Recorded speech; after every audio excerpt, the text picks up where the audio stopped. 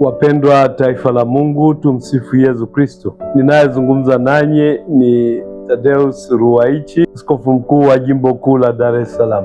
Na leo ninaomba nizungumze kuhusu utume kwa mabaharia na wavuvi, mission to seamen and fishermen. Huu ni utume muhimu katika kanisa ambao unawashirikisha watu muhimu katika shughuli ambayo ni nzito, shughuli ya ubaharia na shughuli ya uvuvi. Hao wanahitaji kuinjilishwa na wanapaswa kushirikishwa katika uinjilishaji. Namshukuru sana Padre Patrick Musumba ambaye ndiye mratibu wao. Anafanya kazi kubwa ya kuwaunganisha, ya kuwamotisha na pia ya kuwaelekeza namna gani wajipange kusudi utume na shughuli zao ziweze zikafana zaidi. Ninapenda kuwaombea wingi wa neema na baraka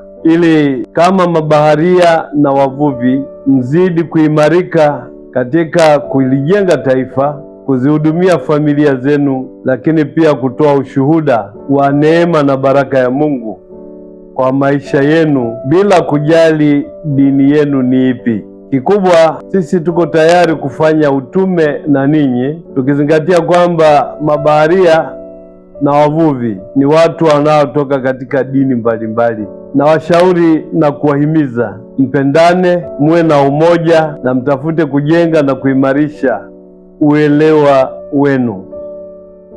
Tarehe 12 mwezi Julai, siku ya Jumapili, ni siku ya mabaharia.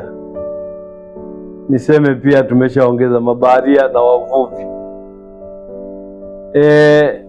Litafanyika tukio St. Joseph likitanguliwa na misa. Wale ambao ni Wakristo tunawahimiza wahudhurie hiyo misa, na baada ya misa hiyo kutakuwa na matukio mbalimbali kwenye viwanja vya St. Joseph ambayo yatawashirikisha wa mabaharia na wavuvi na baadaye kupata chochote. Nitumie fursa hii kuwatakieni maadhimisho mema na Mungu awabariki na kuwalinda.